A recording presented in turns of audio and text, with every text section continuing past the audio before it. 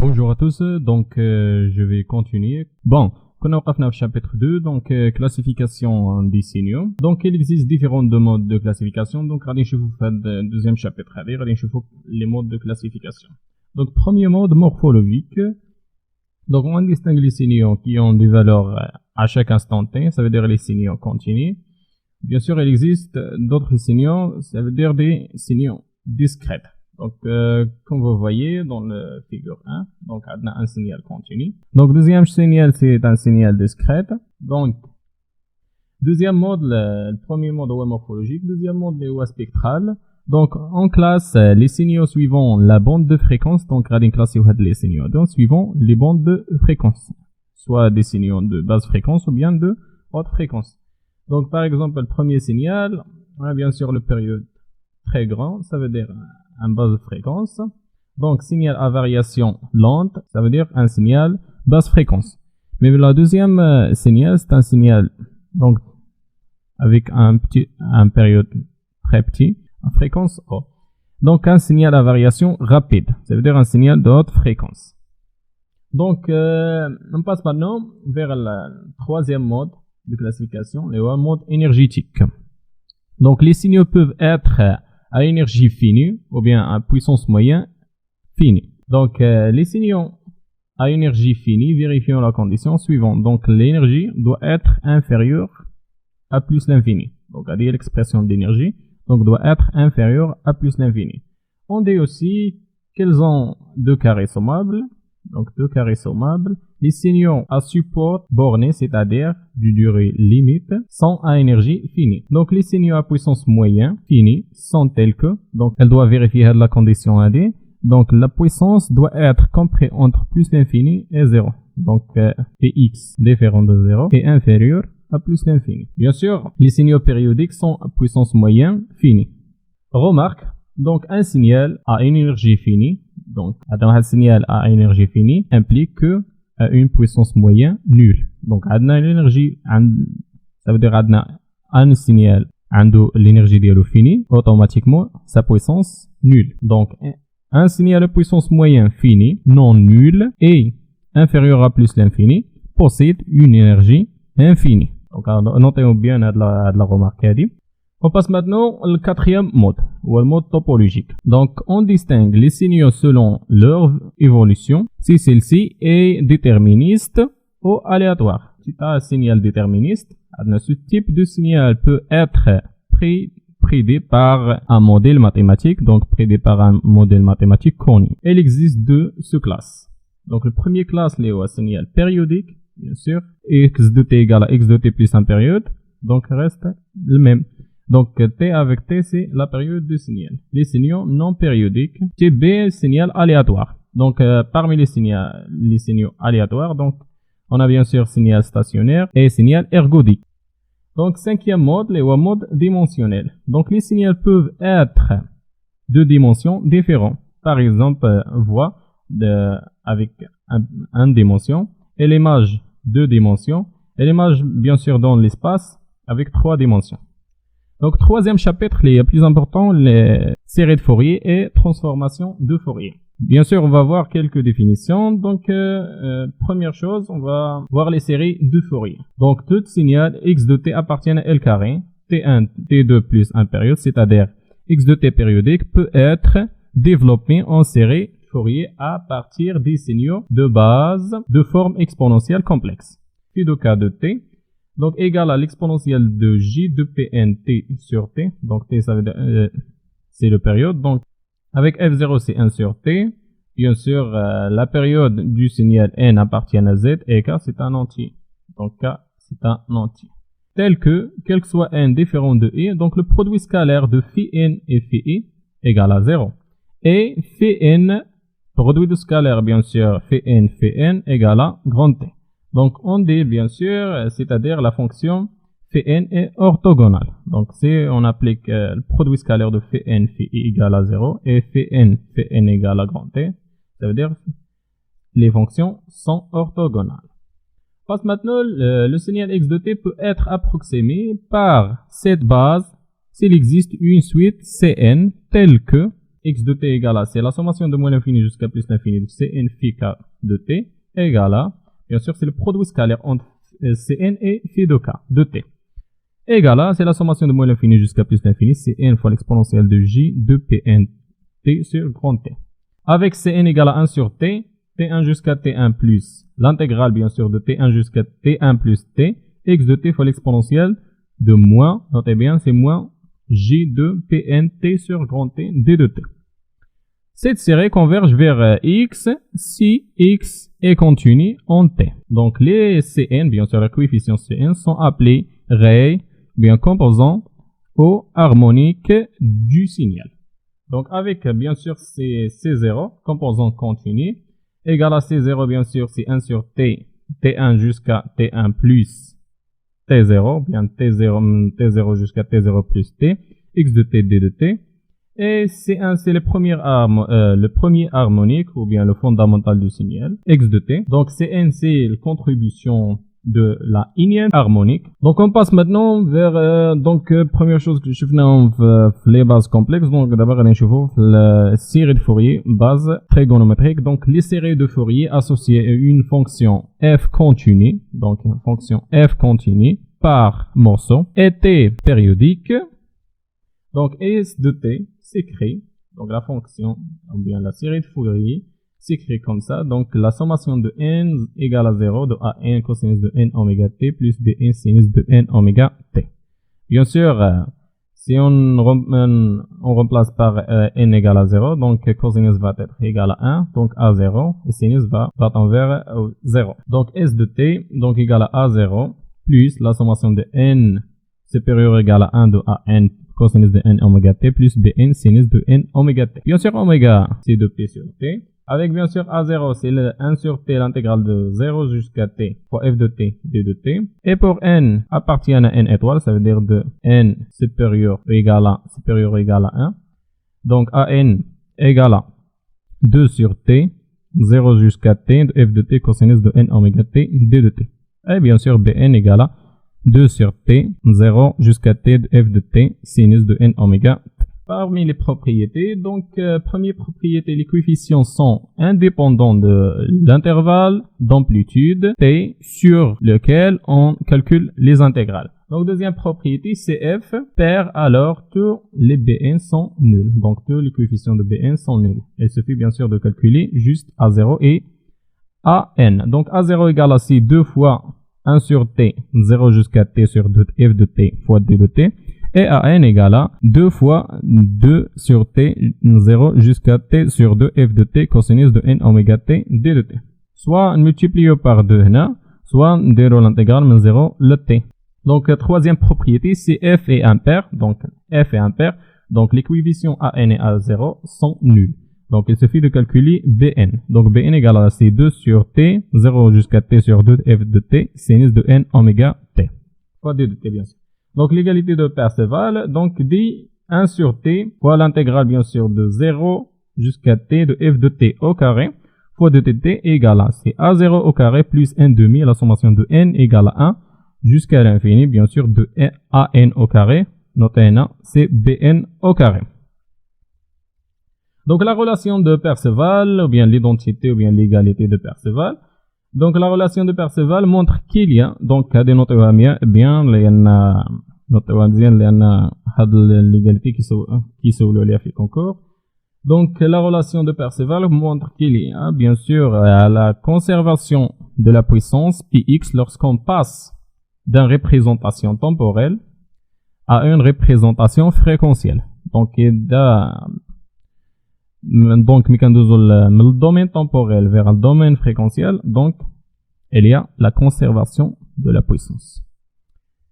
Donc bien sûr la puissance égale à c'est 1 sur t, l'intégrale de 0 jusqu'à l'intégrale de t1 jusqu'à t1 plus t, le modèle de x au carré de t égale à c'est la sommation de moins l'infini jusqu'à plus l'infini de cn, modèle bien sûr de cn au carré. Donc transformation de Fourier. Donc la transformation de Fourier, notez TF, c'est une extension de la décomposition en série de Fourier, mais pour les signaux quelconques. Donc première définition, soit un signal certain, bien sûr, x de t, sa Fourier est une fonction complexe. Donc, c'est une fonction complexe de variables réelles f définie par, donc la transformée de Fourier, on note comme ça, ou bien comme ça, ou bien grand X f comme ça. Donc, c'est le produit scalaire de x fois l'exponentielle de moins de GPFT. Égal à, c'est l'intégrale de moins l'infini jusqu'à plus l'infini de x de t fois l'exponentielle de moins de GPFT d de t. Donc, bien sûr, grand X de f, c'est la superposition d'une l'infinité des raies qui s'étend donc dans le domaine fréquentiel, bien sûr, de moins l'infini jusqu'à plus l'infini. Deuxième définition, donc, première définition pour la transformation directe. Donc, d'abord, nous jouons les transformations inverses. On appelle la transformation de Fourier inverse, TFI, la relation. Donc, TFI moins 1, ou bien note comme ça, ou bien, bien sûr, c'est f de t. C'est t comme, non. Donc, c'est x de t égale à, c'est la produit scalaire de x fois l'exponentielle. Maintenant qu'on a fait moins de GPFT, maintenant plus de GPFT. Donc, égal à, c'est l'intégrale de moins l'infini jusqu'à plus l'infini de grand X f, c'est grand X f fois l'exponentielle de GPFT d de t. Notez bien dit. Donc, parmi les propriétés, propriété de transformation de Fourier, soit deux signaux x de t et y de t ayant pour transformation de Fourier et grand X f et grand Y f respectivement, on peut vérifier les propriétés suivantes. Donc, linéarité, soit une alpha, bien sûr, alpha multiplié par x de t plus bêta multiplié par y de t égale à sa transformée de Fourier égale à alpha fois transformée de Fourier de x plus bêta fois transformée de Fourier de y. Parité, donc la transformée de Fourier conserve la parité. Donc, adna x de t et sa transformée de Fourier dialo x de f. Donc, adna x de t réel pair reste réel pair. Donc, x de t réel impair. Donc, adna imaginaire impair. Donc, transformée de Fourier conserve la parité. Donc, un impair qui est pas pair. Impair qui est pas impair. Bon, donc on passe maintenant vers transformée de Fourier d'un signal réel. Donc, la transformée de Fourier d'un signal réel x de t est une fonction complexe. Notez x de t égale à c'est xp de t plus xi de t. Donc, bien sûr, on a la partie paire, on a la partie impair. Bon, donc, sa transformée de Fourier, grand X de f égale à c'est grand xp de f plus grand xi de f. Donc, c'est ça la partie réelle, plus i pour la partie imaginaire. Donc, grand xf égale à c. Bien sûr, on peut écrire dans la écriture complexe. Donc, le module de x fois l'exponentielle de j, phi xf, avec bien sûr phi xf égale à c arc tangente de la partie imaginaire sur la partie réelle. Bon, et bien sûr, le module de xf, de grand xf, c'est le spectre d'amplitude, s'appelle spectre d'amplitude, en fonction paire. Bien sûr, phi de xf, c'est spectre de phase, ou bien fonction impaire. Spectre en densité spectrale de puissance égale à, bien sûr, donc la densité spectrale de puissance égale à, c'est le module de x, de grand xf au carré. On passe maintenant, donc, complexe conjugué. Complexe conjugué, donc, on a x, et par exemple, on a x de t, conjugué, bien sûr, conjugué de x de t. Sa transformée de Fourier égale à c'est le conjugué de transformée de Fourier. Un changement d'échelle sur t. Donc, on a x de a de t, sa transformée de Fourier égale à 1 sur la valeur absolue de a fois grand x de f sur, bien sûr, sa transformée de Fourier de f sur a. Donc, translation sur t. Donc, translation sur t, on a bien sûr x de t moins t0, sa transformée de Fourier égale à c'est grand x de f fois l'exponentielle de moins 2gpf0. Translation sur fréquence ou bien modulation. Donc, bien sûr, on a x de t fois l'exponentielle de moins 2gpf0t, sa transformée de Fourier égale à c'est grand x f moins f0. Dérivation par le temps, bien sûr. On a bien sûr c'est d à la puissance n de x de t par rapport à d de t à la puissance n, c'est 2gpft, donc 2gpft à la puissance n fois grand x fois bien sûr transformé de Fourier de x de t. Intégration par le temps bien sûr, c'est par exemple on a l'intégrale de moins l'infini jusqu'à t de x de taux d de taux. Sa transformée de Fourier égale à c 1 sur, donc on a multiplié la dérivation ou l'intégrale, radien division, donc 1 sur 2 jpf fois grand x f, ça veut dire transformée de Fourier de petit x. Donc convolution, théorème de Plancherel. Donc on a bien sûr le produit de convolution de x de t, convolution y de t. Bien sûr ça donne le domaine fréquentiel égal à, c'est le produit normal de grand x f fois grand y f. Bien sûr هذا هو الهدف من الترانسفورمي de Fourier.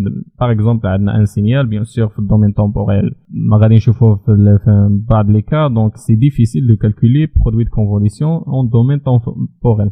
Donc il suffit bien sûr de calculer transformée de Fourier de x et de y. Bien sûr on fait la multiplication normale. On passe maintenant vers, par exemple, on a bien sûr le produit normal dans le domaine temporel égal à c, produit de convolution en domaine fréquentiel. Donc, dérivation en fréquence. Donc, par exemple, on a dérivation en fréquence, donc d de grand x de f par fréquence égale à, bien sûr, sa transformée de Fourier. Bien sûr, c'est moins de gpft fois, bien sûr, transformation inverse. Donc, il y a moins de gp t fois t. Bien sûr, on a bien sûr d à la puissance n de f. Elle suffit bien sûr de multiplier par 2g pt à la puissance n fois x. Théorème de Parseval. Donc, soit x, y, deux signaux ayant pour transformer de Fourier grand x de f et grand y de f respectivement. Alors, donc l'intégrale de moins l'infini jusqu'à plus l'infini de x fois conjugué de y de t égale à, c'est l'intégrale de moins l'infini jusqu'à plus l'infini de grand x de f et grand y de f dit f. Et dans le cas particulier, bien sûr, x égale à y. On a bien sûr moins l'infini jusqu'à plus l'infini, donc le conjugué fois et le signal même, donc égal à, c'est le module au carré de x de t, de t, égale à moins l'intégrale de moins l'infini jusqu'à plus l'infini de grand x de f à puissance 2, bien le module. Donc ce théorème indique que l'énergie est conserve. Donc le théorème de Parseval égale à, bien sûr, montre que l'énergie est conserve dans les représentations en temps et en fréquence. Donc quatrième chapitre est convolution, bien sûr, et corrélation. Produit de convolution, définition. On appelle produit de convolution de deux fonctions x et h de t. L'opération notée étoile ou bien notée comme un cercle et le signe de multiplication à l'intérieur, définie par x convolution de h de t égale à, bien sûr, x de t convolution h de t égale à, bien sûr, même chose, égale à, c'est l'intégrale de moins l'infini jusqu'à plus l'infini de x de i fois h de t moins u du i. Faites attention, du i. Donc bien sûr هنا درنا بالنسبه ل h يمكن نديرو بالنسبه ل x. دونك الا درنا الترانسلاسيون بالنسبه ل h دونك نديرو الترانسلاسيون بالنسبه ل x دابا. دونك هي l'intégrale moins l'infini jusqu'à plus l'infini de x de t moins v fois h de v de v. Passe maintenant le rôle du produit de convolution, donc réponse temporelle d'un système linéaire. Donc la convolution permet d'exprimer la réponse d'un système linéaire à l'instant t par une somme intégrale pondérée des valeurs intérieures de l'excitation x. Donc la fonction de pondération est précisément la réponse impulsionnelle h de t du système linéaire. Bien sûr, la convolution entre deux signaux, bien sûr, deux signaux x de t et y de t est une intégrale. Donc le produit de la convolution هو واحد l'intégrale. Bien sûr, on va voir de l'intégrale.